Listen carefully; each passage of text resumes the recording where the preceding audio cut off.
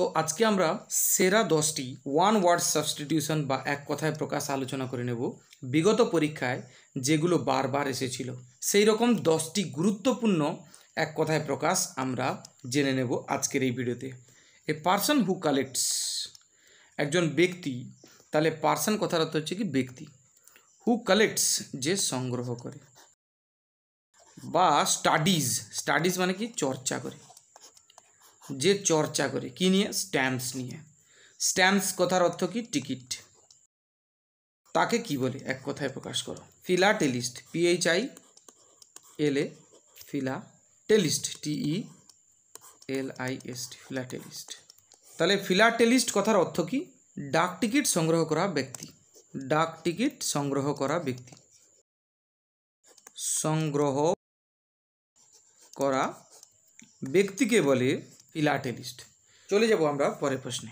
পরের প্রশ্নে কি আছে, দ্য কালেকশন, কালেকশন মানে কি সংগ্রহ, অ্যান্ড স্টাডি এবং চর্চা বা পড়াশোনা, অফ পোস্টেজ স্ট্যাম্প, পোস্টেজ মানে কি ডাক, আর স্ট্যাম্প কথার অর্থ কি টিকিট। তাহলে পোস্টেজ স্ট্যাম্প কালেকশন করা মানে সংগ্রহ করার বা চর্চা করার সেই বিষয়টাকে কি বলে, চর্চা করার রীতিকে কি বলে, যে চর্চা করে তাকে বলে ফিলাটেলিস্ট। কিন্তু এই চর্চা বিষয়টাকে বলা হচ্ছে philately, PHILATELY, philately. Actual application, actual মানে প্রকৃত, অ্যাপ্লিকেশন মানে ব্যবহার বা প্রয়োগ বলতে পারি, অফ অ্যান আইডিয়া, কোনো ধারণার, বা বিলিফ, কোনো বিশ্বাস, বা মেথড, কোনো পদ্ধতি। কোনো ধারণা, কোনো বিশ্বাস, কোনো পদ্ধতি, তার সঠিক বা প্রকৃত অ্যাপ্লিকেশন মানে ব্যবহার বা প্রয়োগ বলতে পারি, তখন তাকে কি বলা হয়। এটা মনে রাখার জন্য এই ছবিটা কিন্তু তোমাদের হেল্প করতে পারে। যেরকম ধরো ডাক্তারি ক্ষেত্রে বলি, তো অনেকগুলো বই পড়লাম, তাহলে বুকস, তাহলে অনেকগুলো বুকস পড়ে আমরা কী করলাম,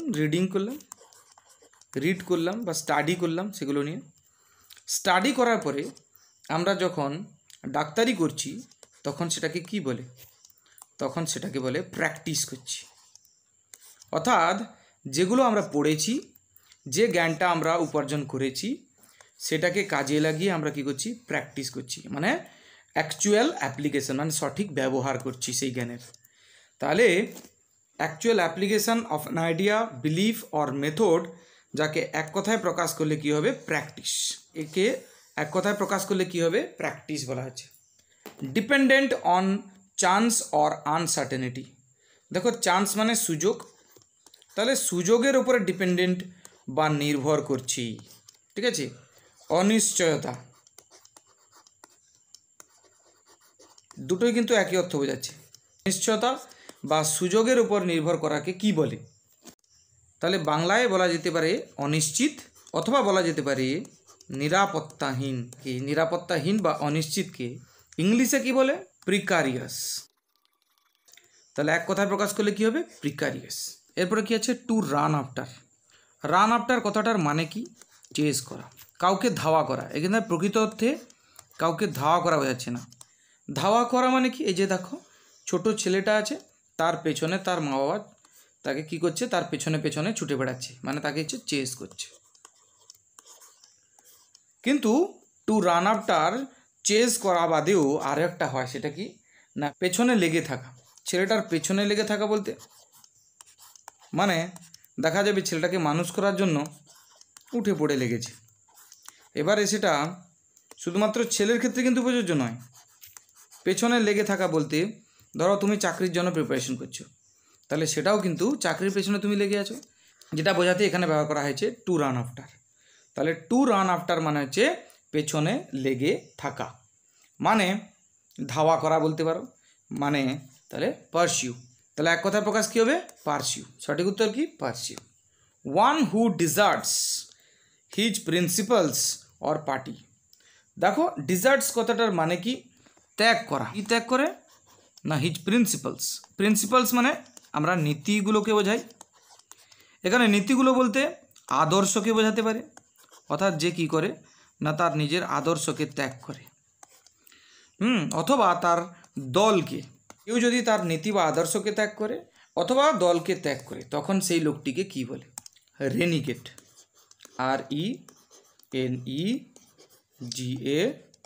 RENEGADE, রেনিগেট।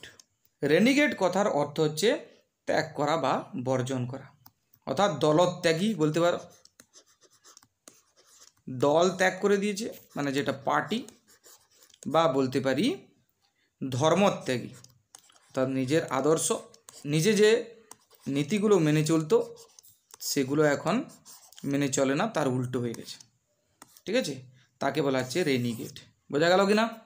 Search for and collect anything usable from discarded West. প্রথমে সার্চ ফর মানে হচ্ছে খোঁজা বা অন্বেষণ করা, সেটা লিখে ফেলি। অ্যান্ড কালেক্ট এবং দিয়ে সংগ্রহ করা, জোগাড় করে রাখা। এনিথিং, এনিথিং মানে কি? কোনো কিছু। ইউজেবল, ইউজেবল কথার অর্থ কি? ইউজেবল কথার অর্থ হচ্ছে ব্যবহারযোগ্য, ব্যবহার করা যেতে পারে এরকম কোনো কিছু। ফ্রম ডিসকার্ডেড, ডিসকার্ডেড মানে কি? বাতিল, বাতিল করে দেওয়া। ওয়েস্ট, ওয়েস্ট মানে কি? না বর্জ্য পদার্থ বা আবর্জনা। বাতিল হয়ে যাওয়া আবর্জনা থেকে কোনো কিছু ব্যবহারযোগ্য সংগ্রহ করা, খোঁজা এবং সংগ্রহ করে রাখা, তাকে কি বলে? তাকে বলে স্ক্যাভেঞ্জ। SCAVENGE,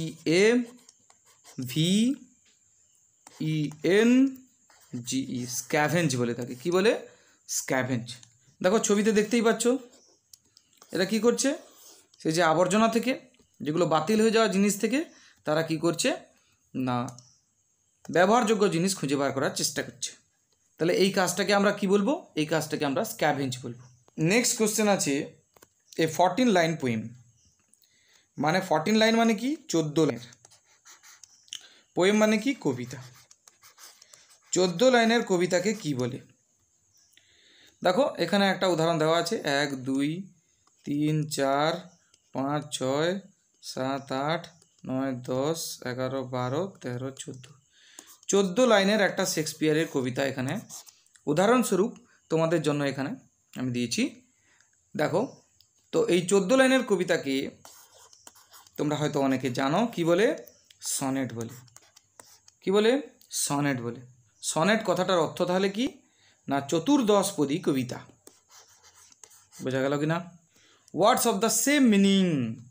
ওয়ার্ডস কথার অর্থ কি? শব্দ, শব্দগুলো, অর্থাৎ যেসব শব্দগুলো সেম মিনিং মানে একই, মিনিং মানে কি? অর্থ থাকে, যেসব শব্দের একই রকম অর্থ হয় তাদের কি বলা হয়?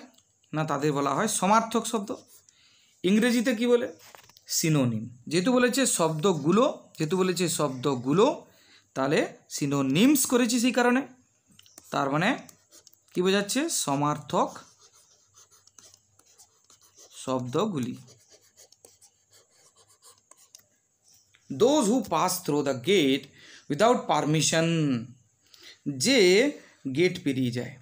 গেট মানে হচ্ছে কি? গেট মানে ফটক। উইদাউট পারমিশন, উইদাউট মানে ছাড়া, অর্থাৎ পারমিশন ছাড়া। পারমিশন মানে কি? অনুমতি। অনুমতি ছাড়া যদি ফটক পেরিয়ে যাও তাহলে কি হবে? Will be prosecuted. প্রসিকিউটেড কথার অর্থ কি? প্রসিকিউটেড কথার অর্থ হচ্ছে শাস্তি দেওয়া হবে। যেসব ব্যক্তি বিনা অনুমতিতে প্রবেশ করবে তাদের শাস্তি দেওয়া হবে। তো সেই সব লোকেদের বলা হবে ট্রেসপাসার্স।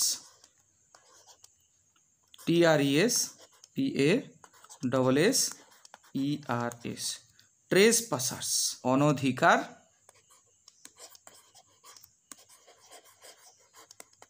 প্রবেশ করা